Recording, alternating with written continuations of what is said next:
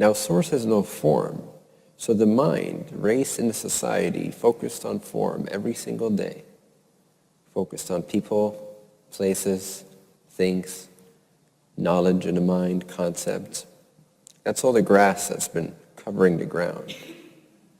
So you no longer see the ground, you just see the grass. You just see, I am the body, I am the mind. I don't like this relationship, I prefer that one. I don't like this food, I prefer that food. I want to become this, I'm not there yet, etc., etc. That's the grass. That's the stuff that's been growing over your original naked state. The aim of self-realization or God-realization is to mow the lawn, is to see the ground of being as clearly as you can see your own hand in front of your face. To see that you are God as clearly as you can see your hand in front of your face. To know that you are God.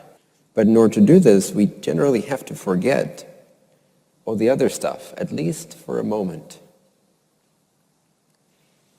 So see if you can forget who your parents were, who your children are, who your partner is. Maybe I shouldn't start with the scary stuff. Just forget that. Forget about your job, your bank account.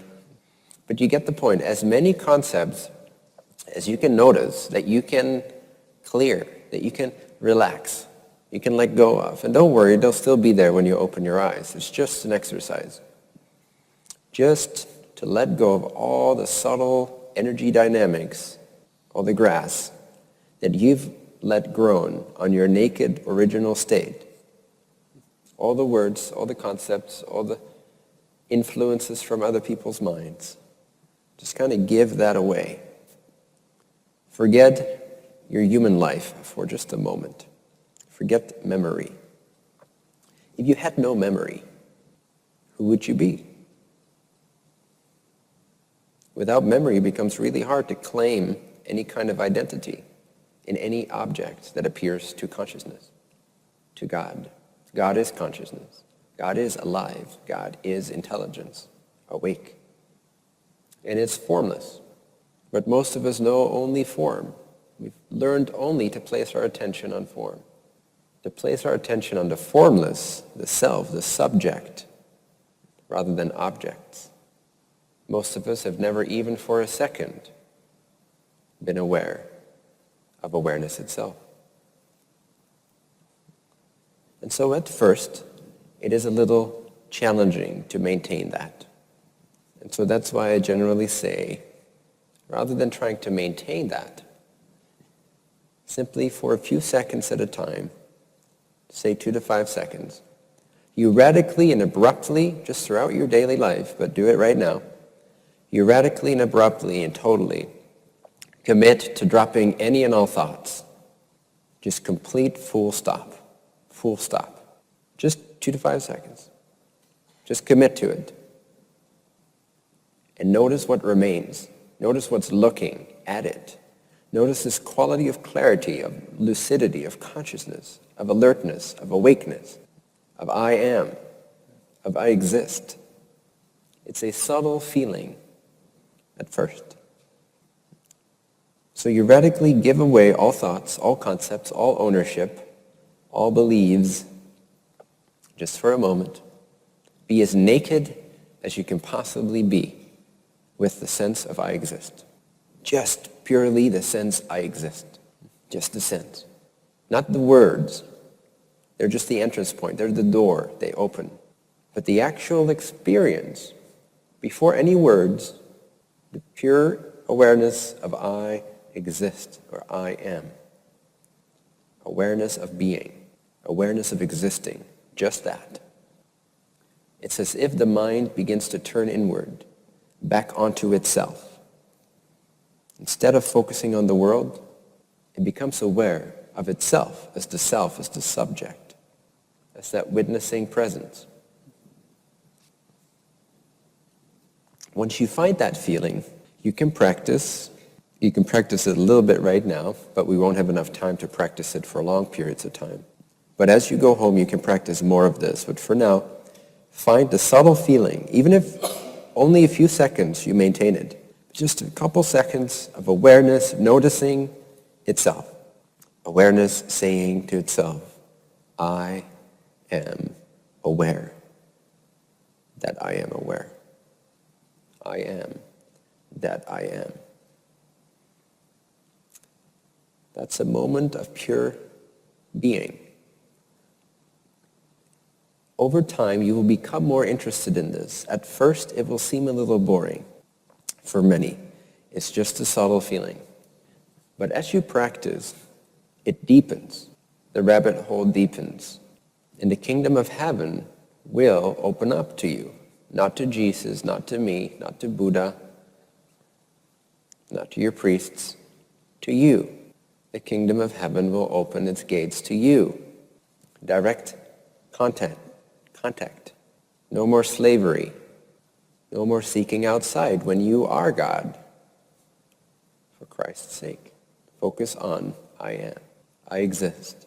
Because that, my friends, has never changed throughout all the issues, problems, challenges, victories in your life, all the relationships that have come and gone, all the things you loved that had to let go of, all the things you desire, some of which have come to pass, some of which seem to forever be outside your grasp.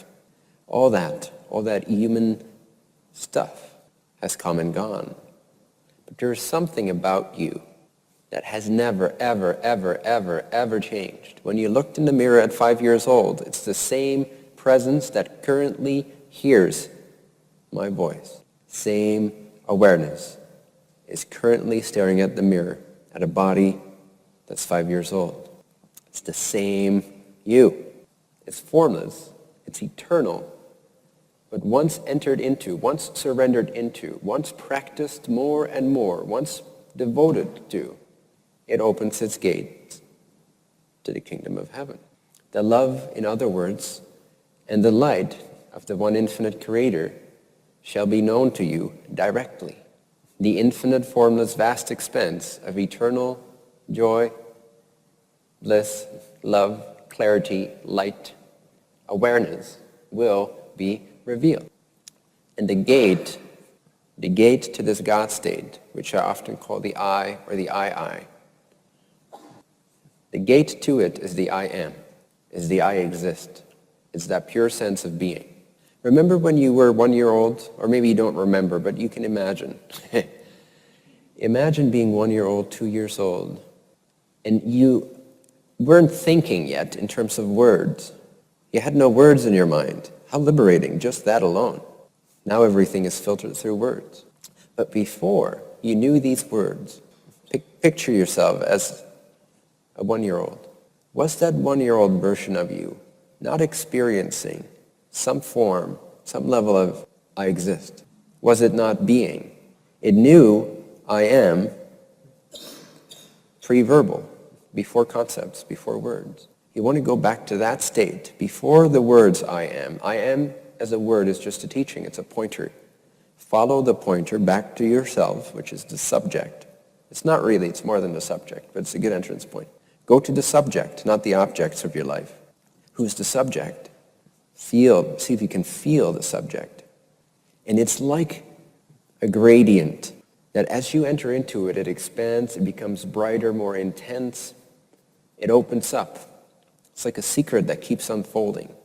It's like a mystery that keeps knowing itself deeper and more intimately and more joyfully, more blissfully with every go at it, with every practice run. But the beginning stages of this is simply the subject, you. When you say I, you mean the subject. You may not know this, but you do. The subject of life, right? The subject of your life is you. And everything that you observe comes and goes. But you are the subject to those items. You've always been around. There's one aspect of you that's always been around with your life. Everything that has a form has come and gone. But you, when you say me, that innermost sense of I, of me, that's your access point. That's your gateway. And start wherever on the gradient of love light, you find yourself feeling the me sense. For some people, it may just be intellectual at this point. It's quite okay. Take it deeper. Over time, it will deepen. For some people, they may start to quite instantly feel a wave of bliss and joy and expanse, and like the world starts to sort of fade out a little bit. And there's a love and a light that starts to take over and become brighter and brighter. And some may at some point, who knows, may even be now, have the realization that this is all there is. There only is love, light, awareness. The world is actually an illusion. You've never been anything but awareness, love, light, eternal, infinite, forever and ever, timelessly free. And forms are just imaginations by the mind. But you see, it's a gradient. You have to start with where you're at, and immediately you will begin to taste the benefits of this practice.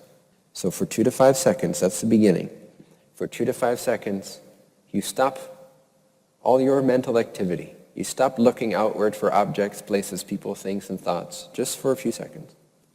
And you notice the subject that remains, the innermost sense of me, the innermost sense of I'm aware, I exist, I know this moment. And you stay with it just as long as you can, just a few seconds. Just linger on that fragrance. The more you do this, the more the kingdom of heaven opens up to you. The more Christ consciousness starts to pervade your consciousness. Because it's the same one consciousness, ultimately. And the more you sort of let go of the world, your version of the world, your thoughts about the world, your thoughts about your life, if you dare to just kind of relax that for a moment, relax all that memory, relax all that tension, and you can do this gradually, depending on how comfortable you are with sort of the free fall into relaxation. But the point is to give away your world, because it creates the ego which veils the truth. It creates a separate sense of subject rather than the wholeness of the self. So give away as much of your life as you can, mentally, right? I'm not saying you should quit your job right now and all that stuff. I'm just saying during those exercise moments, you give away all ownership, all tension, all attachment to any of that as much, as deeply as you can. And you relax into that letting go. And for some people, even this will just take some time. The body might shake a little bit, or you might come up against some fear for letting go of those mental ideas that you believe you have to hold with so much tension. Otherwise, they'll disappear from your life. Right? So even the process of just relaxing attachments is already a challenge for most people. And that needs some time to relax and unwind and gain some trust in the process. Gain some trust in the unknown, in the free fall of what remains, the space that remains, when you stop thinking about your life just for that period of time.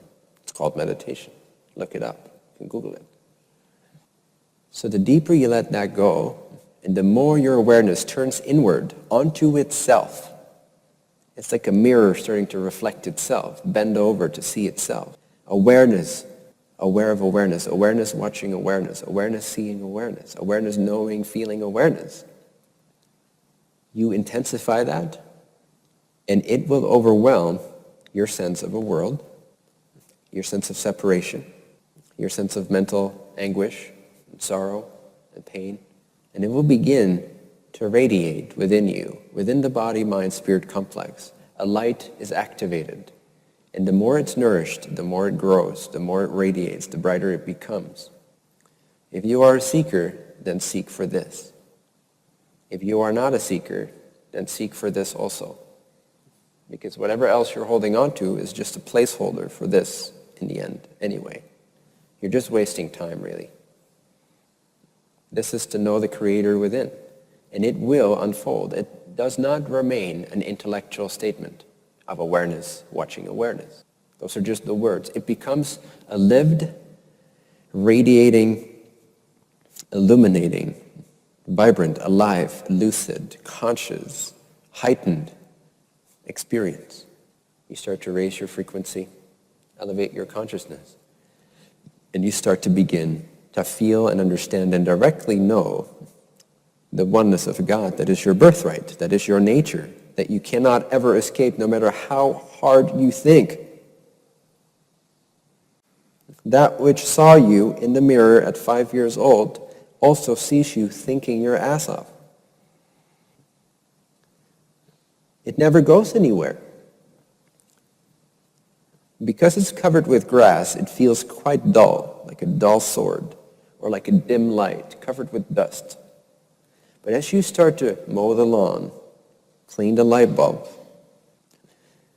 the more naked, the more pure you become in that awareness, the more the light and the love of God, if you will, of Source, begins to radiate through your pores, through your veins, through your mind, through your thoughts, through your actions. And you will directly know more and more closely the one infinite creator, the one self in all selves.